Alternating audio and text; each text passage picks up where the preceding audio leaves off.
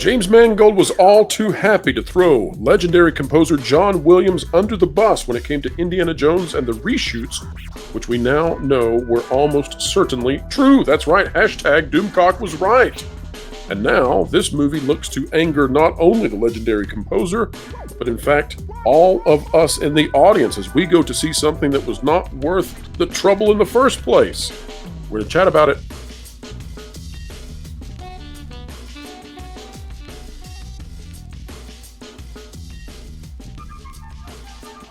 And folks, welcome back to another fantastic video of excellence here on the WDW Pro channel. We endeavor to explain entertainment and keep you ahead of the culture curve. To do so today, we have Polly from the Latino Slant in with us to chat about Indiana Jones and the Dial of Destiny. Perhaps the leaks of destiny, given all that we knew about this film far before it ever even came out. As we dive into this conversation, folks, if you like content like it, consider clicking the like button, share, subscribe, and when you click it, you stick it to the algorithms. It is the notification bell. We travel way, way back in the Wayback Machine to go over what happened here. This from CBR.com, all the way back from December 19th, 2022. It says Indiana Jones 5 director debunks John Williams' claim about reshooting the ending. Indiana Jones, the Dial of Destiny director, well, you get it. It's the title restated. Let's go on. Dial of Destiny director James Mangold has denied shooting multiple endings. Now, folks, if you've been watching this channel, last week we exclusively broke the news right here that Doomcock was right. We also threw in there that Matt Kadish of the Salty Nerd podcast was vindicated because, yes, the ending was reshot, and that came directly from Harrison Ford. Here it is once again. We did a little work on the ending. Which was the last thing that I shot. All right, so, and continuing on, we've got on Twitter, the Indiana Jones 5 director shut down the rumors of filming any new scenes or alternate endings for the upcoming film. Our film is 99% finished, getting rated by MPAA and VFX being completed, Mangold wrote. In the tweet's replies, he rebutted John Williams' initial claim of production having another ending to record before wrapping up. He was mistaken. Asked and answered elsewhere, he revealed. No need to continue on, Polly. Here's the problem. The issue is that now that we know the truth, some people are feeling very poorly about James Mangold because John Williams is 90 years old plus. And whenever you question the memory and the mental capacities of someone who's 90, you're saying something rather sinister when it turns out that they were right all along. Do you think it was inappropriate for Mangold for all this time to throw John Williams under the bus? Yes, I think looking back, like you could see that Mangold is just really trying to just save his project and literally kind of saying or doing anything to save face, and even including, throwing one of the great film composers of all time under the bus, man. It's John Williams. It's like, what are you talking about? Right, gave the impression he's senile. Can't remember what's going on. Oh, that John Williams. He doesn't know what production is. That's right. He's never done this before. Yeah, he's never been around a set before. Wow. Now, Polly, one of the theses that we have heard is that perhaps Mangold has made so many faux pas this go around, which, by the way, this is very not the norm for him. It's abnormal that he makes mistakes, and yet he is engaged with fans repeatedly, engaged in the commentators repeatedly in ways that have not turned out so well for him. But perhaps the reason is because he's highly stressed. You've seen the film. I think it's safe to say that you understand why he's stressed. Is this a James Mangold film, or do you think there have been outside forces that have influenced him to craft something not becoming of what he has done in the past? Yeah, the last part you just said, 100%. It's totally not his film. It's whether it's a KK committee or KK herself. This if I could say so, this schmuck never had a chance.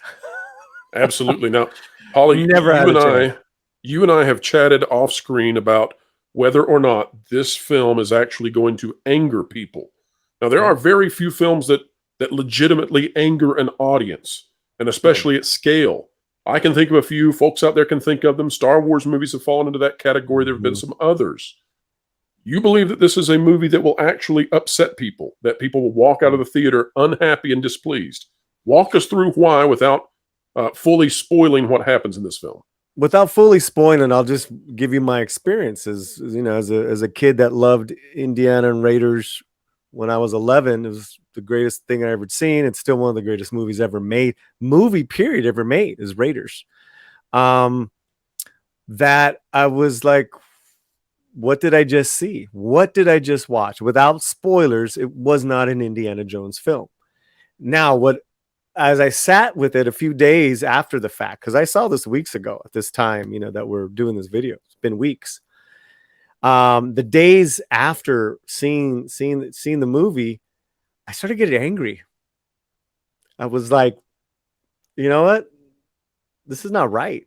And then I finally did my spoiler review to explain, you know, where I'm coming from at with this. It's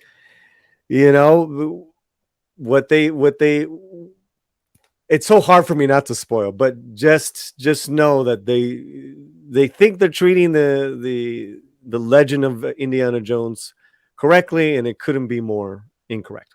So let's walk genteelly through this, and Yes. we'll try to navigate it without spoilers in the best way we can. Paulie, is it fair to say that the best parts of the movie are at the very beginning, and that it is a slow slide into poorer and poorer quality as the movie goes along? Well, okay. Yes, but that's also what made me so angry, because the days after the fact, I was like, I want a whole film just from that first 20 minutes. Why? And let me just say this. Mangold was killing it. The first Mangold in the cinematography, the movie looks beautiful. And he's making an indie film in the first 20 minutes. He actually gets to make a real indie film then. It was almost like a deal with the devil he had. We'll give you the first 20 minutes, knock it out the park. Tell you what, it gets to be in the past. You get the deep fake. I think people know that by now. And what was your take on the deep fake? You know what? I wouldn't say loved it.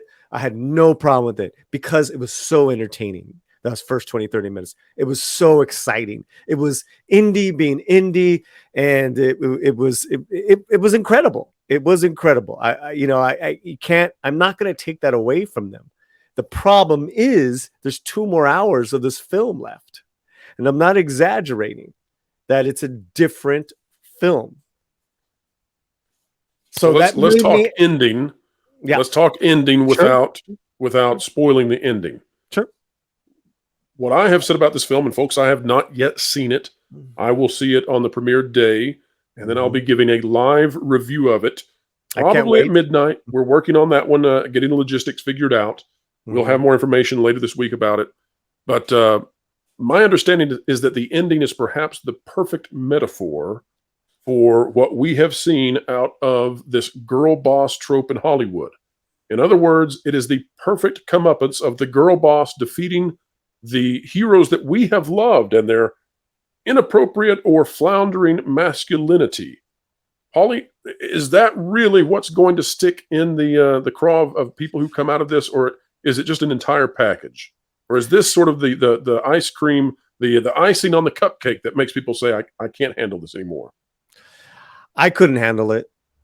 I in whatever demo I represent as when I was an 11-year-old, little brown kid that would go and see and, felt represented because I wanted to be Indiana Jones.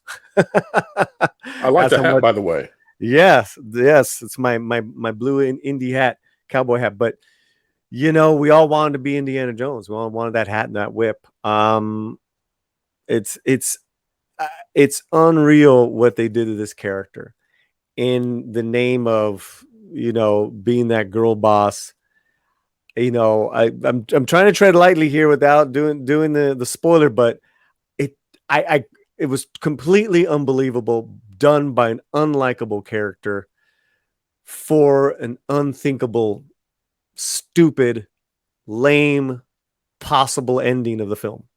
And it doesn't even make sense, Paulie. I mean, again, we're treading carefully here to not spoil it, but after the big kapow, how's that for not spoiling it? After the big boom, let's say, we have no idea how Indiana Jones goes from one point to the other. There's no explanation. And when you think about it retroactively, you say, well, actually, that doesn't make any sense now that I ponder it. So I don't know. I think it's all poorly made. What do you make of this idea that there was a completely different ending that did make sense, but which perhaps performed so poorly with those first behind-the-scenes audiences that they couldn't go forward with it? Maybe even Iger himself watched it and said, no. Is that right? Did he? Is that is one of the rumors out there, and is well, given that Doomcock had this one, you know, we'll pay very close attention to that one as well. That Iger may have seen this and said, no, we can't show this. I can only imagine what he saw because I believe it.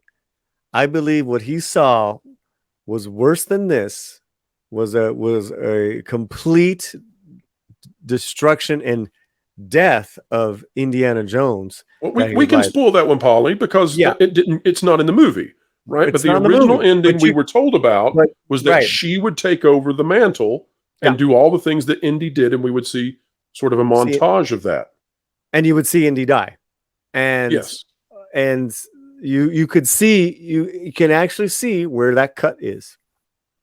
Okay, so you do believe that then wholeheartedly? Oh, absolutely, because that cut and the kapow, the whole audience was like, "What?" And then, okay, so Polly, let's bounce off of that. So then, clearly, such a change with such a change in the tenor of the film and how this played out would require a composer such as John Williams to come back in and recompose. There's no way that the death of an icon would receive the same sort of composition musically as what we now have, which is rather pathetic still, but hey, you know, it's not as dire as a funeral. But I just think it's terrible that James Mangold did what he did. He could have simply said, we're not talking about the film. He could have said, you know, there are lots of rumors out there. We don't comment on this. Instead, he went to the heart of, you know, can John Williams remember what he's doing from day to day? And I just think that was, you know, but again, maybe he is stressed to the max. So final thought on this one before we wrap up.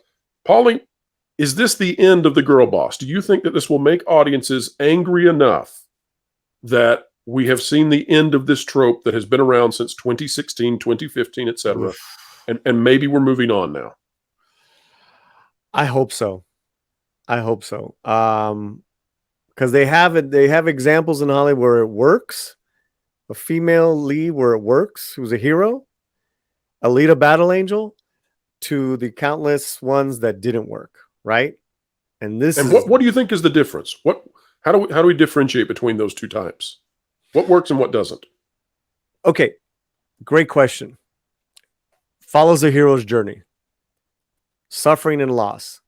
Indiana Jones and Raiders took massive hits, literally, figuratively, and didn't necessarily, as Chris Gore points out, didn't necessarily win the arc back. Right. And only was victorious by knowing to close his eyes. That's it. Right. He's defeated in every other way. And was aided in part by Marion, who was a fantastic character. But let me go back to that other part. So you have that hero's journey with, you know, I'm going to we'll use Alita because that's all in there. Literally, she's half a girl. She's not a full girl. Incredible. She had a father figure who looked after her. They loved each other.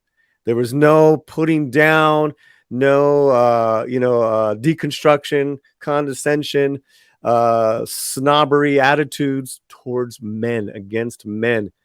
That is up and down those 2 hours of the void that is the rest of that movie called Dial of Destiny.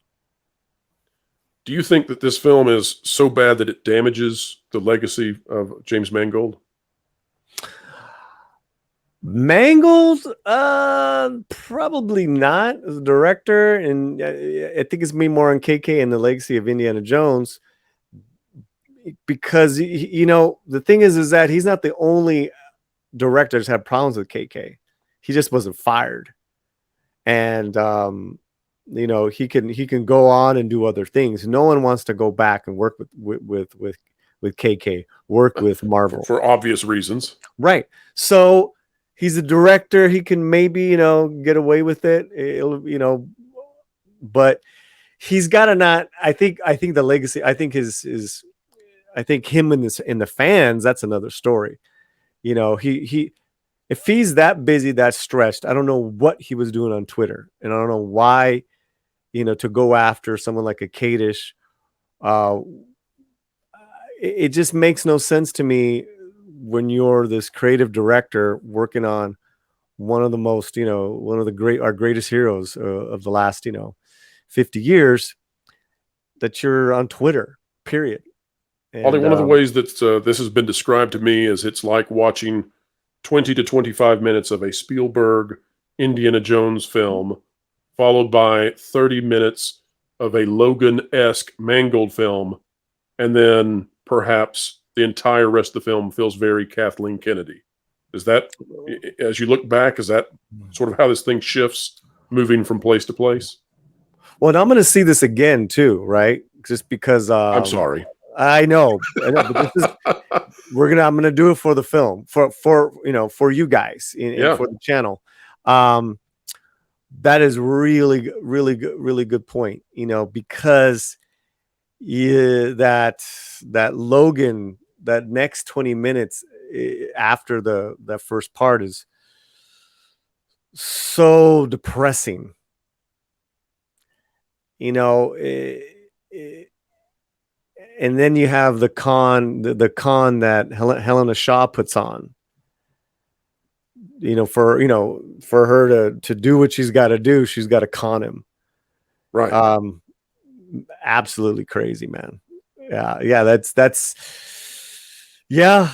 And you get it right away where, you know, where he's at in the 60s, where Indiana Jones is at, how they put him. Yep. I hope that in the future, directors will take more care in the way they approach the community. And I hope that John Williams will be treated with the respect he deserves. Of course, he's wrapping up. Harrison Ford close to the end of his career. We wish both of them well. Hope they have many, many years of health and happiness. I think the reason that we got the full orchestral display on the screening is perhaps to make amends with John Williams for what he's been through by being thrown under the bus by James Mangold. But, you know, this is just a lesson for everybody involved in Hollywood about how to approach fans, how to approach the commentary class, the YouTubers, etc. And I think if they engage in a more respectful and thoughtful way, they'll come across better. And if they can't, just don't. Just leave that crew alone, because you've got movies to make, and we'll judge them one way or the other. Ollie, where can people find you on this great, big, beautiful web out there? It's real simple. Latino Slant on YouTube. Videos all the time. Resource on Latino entertainment that really kind of intersects all over, you know, with big films to small films. And we have lots of great art guests that come on the channel as well. So, you know, all I got to say with what you just said is always let the work speak for itself. That's right. And folks, that's what we're trying to do here. We hope you enjoyed this video. The conversation between the two of us is over, but the commentary begins. Drop your comments down below. We covet your comments. We care about what you think. And if you like the video, consider clicking the like button, share, subscribe, and stick it to the algorithms. When you click it, it's the notification bell. If you're not yet a member of the channel, consider becoming one. It's the price of a soda per month. You just got to click the little join button. Folks, wherever you are, whatever you're doing, keep learning, keep growing, and keep having fun. Floral, it's time for you to walk the plank. What? Why? Cuz you haven't subscribed to WDW Pro yet. Nor bookmark thatparkplace.com on your web browser to get great articles from great contributors. What?